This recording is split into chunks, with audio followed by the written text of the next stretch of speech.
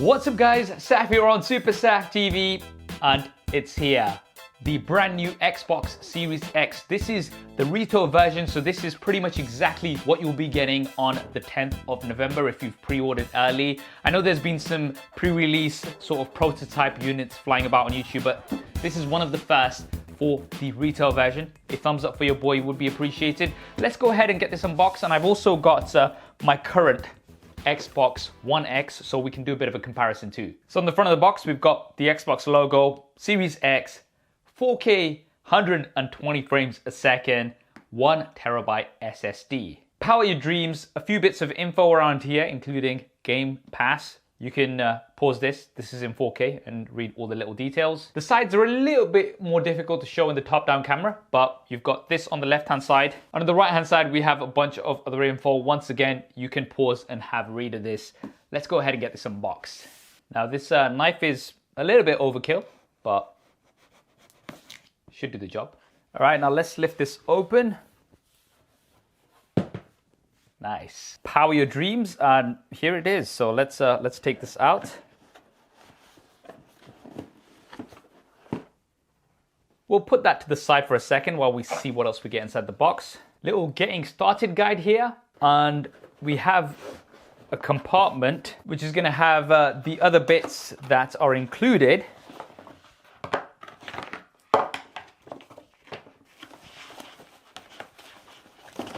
And this consists of the warranty info, a power cable, an HDMI cable. So this is an ultra high speed HDMI cable, supports HDMI 2.1, and the new Xbox Series controller.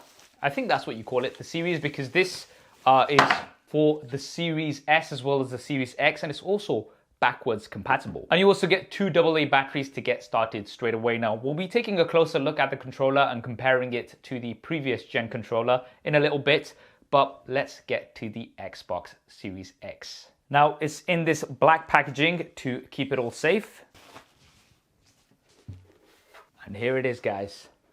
The Xbox Series X. It's actually smaller than I thought it's going to be, and I can lift it with one hand. So it's a very minimal boxy design, which I quite like. I know this became somewhat of a meme, and there was that mini refrigerator meme of the Xbox Series X, which Xbox actually embraced and made a life-size refrigerator for Justine. That was epic. Like, thumbs up for that, Xbox. Genius marketing. I'll link that video down below if you want to see that. Right now, let's take a close look around. So at the front here, we of course have the power button. There is the disk drive with an eject button. There's the pair button, which you'll use to pair to your controllers, a USB port. Nothing much on the left-hand side apart from this Xbox logo. On the right side, on each of the corners, we have these little grips. And this is if you do want to have your Xbox Series X horizontal instead of vertical. This is the side you'll be putting it on, and it's going to prevent it from moving around. And at the back, we've got all of the ports. So there is the power in, the Ethernet in. We've got 2 USB-A ports. There's an HDMI out, as well as a storage expansion slot. Now this uses a I can't say that word for the life of me. Proprietary expansion card. You can get one terabyte from Seagate, but that is very pricey, around £220, which is that's around half the price of the Xbox Series X itself. But you do get 1 terabyte included, which should be good for quite a few games. Now, at the bottom of the console, you do have this circular grip, and it says Xbox Hello from Seattle. Microsoft, of course, based in Seattle. I still need to visit there properly. Now, this doesn't rotate or anything. I thought it might do. That would be quite cool, being able to spin it around. No, it's just to kind of keep it in one place on your TV cabinet or whatever. And then we've got all of the holes here at the bottom, which will be bringing the airflow in, and the air will then be flowing out from the top to keep things cool. We've got all of the little holes in here. And then we've got the green color inside, the Xbox green. A lot of people, including myself, thought this was, LEDs or something. Nope, it's just painted green. Does look pretty cool, looks better in pictures, I would say. It would have been nice if this did glow, but then again, if it's sitting on your TV cabinet, then you don't necessarily need it to glow. Now, unfortunately, I can't power this on at this point and show you gameplay and things like that. I will be showing you that hopefully later on, but this does have 12 teraflops of processing power. There's a custom 1 terabyte SSD and CPU in here. And as mentioned, you do have support of up to 8K HDR. Now, obviously, not all games are going to be supported at that. I'm more excited about, gaming at 4K 120 frames a second on my TV. And granted, at this point in time, there is not a huge number of new titles available, but they will of course be coming. And one of the important things about the Xbox Series X is backwards compatibility. So you can play thousands of previous titles. And because of the newer hardware on here, you'll be getting much faster load times. Not only that, you also have quick resume, so you can switch between games very, very fast too.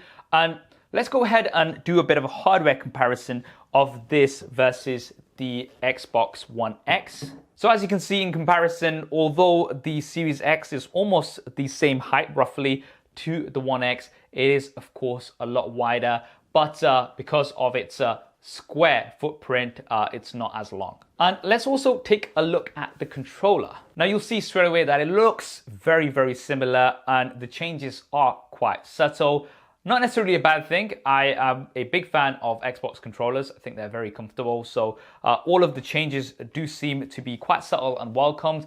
We've got more grip, which I do like. And that grippiness also extends over to the top buttons. And taking a look at the top, well, the positioning is the same, but of course we've got USB-C instead of micro USB. So definitely a big welcome change. And at the front, although the button layout is pretty similar, the biggest update I would say has come to the D-pad, which is now a lot more like what we saw on the Elite controller. Feels really good, and it's also matte, which I do like. We've also now got a share button here in the middle. The bottom remains pretty much unchanged, and of course at the back we do have the battery compartment, and we still have support for 2 AA batteries.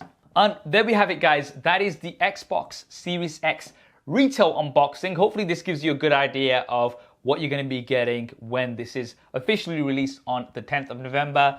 As mentioned, I can't really show gameplay and things at this point in time. We're still going to be getting a proper software update for the final retail software version. If there's anything else that you'd like me to cover with the Xbox Series X, do drop that in the comments below. Have you ordered one? Are you going to be ordering one if you haven't already? Let me know down in the comments as well. If you want to see further coverage of this and lots of other tech coverage, then be sure to subscribe and hit that bell icon so you don't miss any of it. I hope you enjoyed this video and found it useful. If you did, then do hit that thumbs up button for me. Thanks for watching. This is Saf on Super Saf TV, and I'll see you next time.